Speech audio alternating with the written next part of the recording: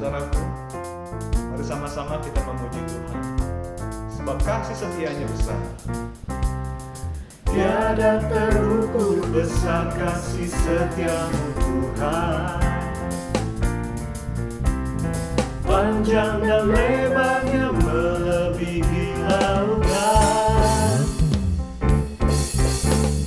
jauh tinggi mengatasi langit, dalamnya tak dapat diselami. kasih setiamu besar selamanya, kasih setiamu besar selamanya. Hatiku bersyukur, jiwaku memuji, mulutku pun bersorak memuji Engkau, Yesus. Ajaib perbuatanmu, besar anugerahmu, takkan berhenti ku memuji namamu. Tiada terukur besar kasih setiamu Tuhan, panjang dan lebarnya melebihi lautan, jauh tinggi mengatasi langit, dalamnya tak dapat ku selami. Kasih setiamu besar selamanya, kasih setiamu besar selamanya. Hatiku bersyukur, jiwaku memuji, mulutku pun bersorak memuji Engkau, Yesus. Ajaib perbuatanmu, besar anugerahmu, takkan berhenti ku memuji namamu. Tiada terukur besar kasih setiamu Tuhan, panjang dan lebarnya melebihi lautan, jauh tinggi mengatasi langit, dalamnya tak dapat ku selami. Kasih setiamu besar selamanya, kasih setiamu besar selamanya, kasih setiamu besar selamanya, kasih setiamu besar selamanya. Haleluya. Berikan kemuliaan bagi Tuhan. Segala kemuliaan Hanya bagi Tuhan. Segala hormat pujian hanya bagi Tuhan. Kuasa dan kemuliaan hanyalah bagi Tuhan. Segala kemuliaan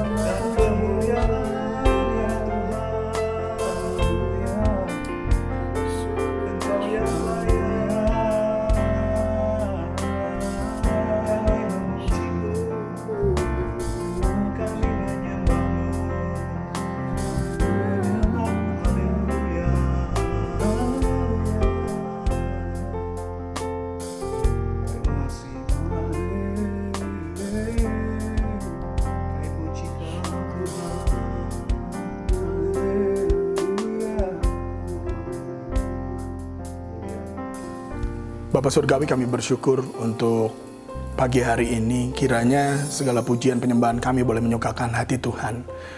Lawat setiap kami Tuhan, hadir dalam setiap keluarga jemaat-Mu, memulihkan kami, mengubahkan kami. Beri juga kami kemampuan untuk mengerti akan isi hati-Mu dan melakukan segala kebenaran firman yang kami dengar sebentar. Urapi kuduskan hamba juga menjadi saluran yang bersih bagi kami semua. Kami menyambut firman-Mu dengan sukacita di dalam nama Tuhan Yesus. Haleluya. Sama-sama kita katakan amin. Shalom Bapak Ibu yang dikasihi Tuhan. Selamat pagi. Ya, saya berdoa Bapak Ibu senantiasa sehat dan baik-baik saja. Ya, Bapak Ibu yang kasih Tuhan, kita rencananya mengadakan ibadah padang perayaan kenaikan Tuhan Yesus di kebun raya. Tapi karena kondisi tidak memungkinkan, maka kita mengadakan di kebun belakang saja. Namun saya percaya tidak menyurutkan semangat kita dan tidak mengurangi lawatan Allah tentunya. Mari kita buka hati bersama-sama untuk kebenaran firman Allah. Nah, saudara yang kasih Tuhan, sebagai orang percaya tentu kita yakin sekali bahwa Tuhan Yesus sudah lahir ke dunia. Dia rela mati di kayu salib, dia bangkit pada hari yang ketiga dari antara orang mati, naik ke surga, duduk sebelah kanan tahta Allah Bapa, menyediakan tempat bagi kita semua, supaya nanti di tempat di mana dia berada, kita pun berada. Ya, saudara, sebelum Tuhan Yesus naik ke surga, ada percakapan antara murid-murid dengan Tuhan Yesus yang akan kita baca dalam Kisah Para Rasul 1 ayat 6 sampai ke 8. Maka bertanyalah mereka yang berkumpul di situ, Tuhan, maukah engkau pada masa ini memulihkan kerajaan bagi Israel? Jawabnya, engkau tidak perlu mengetahui masa dan waktu yang ditetapkan Bapa sendiri menurut kuasanya. Tetapi kamu akan menerima kuasa kalau Roh Kudus turun ke atas kamu. Dan kamu akan menjadi saksiku di Yerusalem dan di seluruh Yudea dan Samaria dan sampai ke ujung bumi. Satu percakapan singkat sebelum Tuhan Yesus naik ke surga. Namun dari ayat-ayat yang sudah kita baca ini sedikitnya ada dua hal yang dapat kita perhatikan dengan sungguh. Ya, tentunya bila kita hubungkan dengan keadaan kita saat ini, itu sangat kuat korelasinya. Yang pertama adalah bahwa Tuhan sedang memulihkan rohani gerejanya. Murid-murid bertanya waktu itu, Tuhan, maukah engkau memulihkan pada masa ini kerajaan bagi Israel? Mereka berfokus kepada hal lahiriah. Ya, bangsa Israel waktu itu sedang menantikan seorang Mesias yang akan membawa kebebasan, kemerdekaan dari penjajahan Romawi. Padahal yang sedang Tuhan Yesus lakukan adalah memulihkan kerohanian mereka, mengampuni setiap dosa mereka, mempersiapkan sebuah kerajaan kekal yang tidak rusak oleh ngengat dan karat. Nah, saudara, mungkin pertanyaan yang sama juga terjadi hari-hari ini. Banyak orang berdoa, Tuhan, kapan kau mau memulihkan? Kapan pandemi ini selesai, Tuhan? Kapan bangsa ini terbebas dari COVID-19? Kapan dunia ini terlepas dari pandemi ini? Mungkin pertanyaan yang sama. Tetapi saudara, percayakah bahwa sesungguhnya hari-hari ini Tuhan itu sedang memulihkan kerohanian gerejanya? Ya. Dan saya percaya saudara, kemenangan yang sesungguhnya bukan secara lahiriah saja, tapi secara batiniah. Ketika roh kita kuat, maka jiwa kita kuat. Ketika jiwa kita kuat, maka tubuh kita akan menjadi kuat. Bukan dibalik, saudara. Karena di dalam tubuh yang sehat belum tentu jiwanya kuat, belum tentu rohnya menyala-nyala. Dan kita harus sadar bahwa yang sedang Tuhan kerjakan adalah rohani. Israel rohani, bukan Israel jasmani. Tetapi kehidupan kerohanian itulah yang menjadi fokus kepada Tuhan. Ya, saudara, semua orang berharap secara lahiriah. Baiklah kita orang percaya, kita berharap secara rohaniah. Ya, di dalam ayat yang ke-7 dikatakan, jawabnya, engkau tidak perlu mengetahui masa dan waktu yang ditetapkan Bapa sendiri menurut kuasanya. Hari-hari ini kita pun tidak tahu kapan pandemi ini akan selesai. Hanya Bapa yang tahu, hanya Tuhan yang tahu. Oleh karenanya tidak terlalu pusinglah kita mengurusi kapan selesainya. Biarlah itu nanti ada bagiannya pemerintah, pimpinan kita yang memikirkannya kapan ini akan selesai. Ya, tetapi yang harus kita lakukan dengan sungguh, poin yang pertama, ingat baik-baik bahwa Tuhan sedang memulihkan rohani gerejanya. Ya, baiklah setiap kita kembali, tiap pribadi anak-anak Tuhan boleh sungguh-sungguh mengalami kasih yang mula-mula. Harus sungguh-sungguh mengalami lagi kehidupan yang menyala-nyala di dalam Tuhan. Keluarga demi keluarga mengalami pemulihan. Hati bapak-bapak kembali kepada anak-anaknya dan sebaliknya. Bapak-bapak, para suami menjadi imam dalam keluarga yang membawa keluarganya, memperdamaikan keluarganya dengan Tuhan, membawa istri dan anak-anaknya dalam takut kepada Tuhan. Ya, sehingga di dalam semuanya kita akan menjadi pribadi yang sungguh mengalami perubahan. Saya berdoa saudara, ya ada begitu banyak lawatan Tuhan terjadi hari-hari ini. Kalau kita lihat banyak yang kena sakit, tapi saya berdoa terus ketika mereka yang sakit, mereka boleh mengalami perjumpaan Tuhan. Mungkin di ICU mereka boleh mengalami perjumpaan dengan Tuhan. Mungkin dalam apa yang mereka kerjakan, mereka menyadari bahwa Tuhan Yesus adalah Allah yang hidup. Ya, saudara yang kasih Tuhan. Yang kedua, gereja Tuhan harus menjadi saksi. Dalam Kisah Para Rasul 1 ayat 8, ayat yang sudah kita hafal semua. Tetapi kamu akan menerima kuasa kalau Roh Kudus turun ke atas kamu, dan kamu akan menjadi saksiku di Yerusalem dan di seluruh Yudea dan Samaria dan sampai ke ujung bumi. Kita semua percaya bahwa Roh Kudus sudah dicurahkan dalam hati kita, dalam hidup kita. Dan kita harus menjadi saksi Tuhan, menjadi martus yang memberitakan karya Allah, kebaikan Allah kepada semua orang yang belum mengenal Tuhan. Gereja Tuhan harus mengalami pemulihan demi pemulihan. Dan gereja Tuhan, kita umat Allah yang adalah gerejanya, harus menyadari apapun aliran, apapun sinode kita, apapun golongan kita, apapun kelompok kita, sadarilah bahwa kita adalah satu tubuh Kristus di mana Yesus adalah kepala. Kita hanya umat tebusan Allah, imamat rajani, bangsa yang kudus, umat kepunyaan Allah untuk memberitakan kebaikan Allah, kasih Allah, kuasa Allah.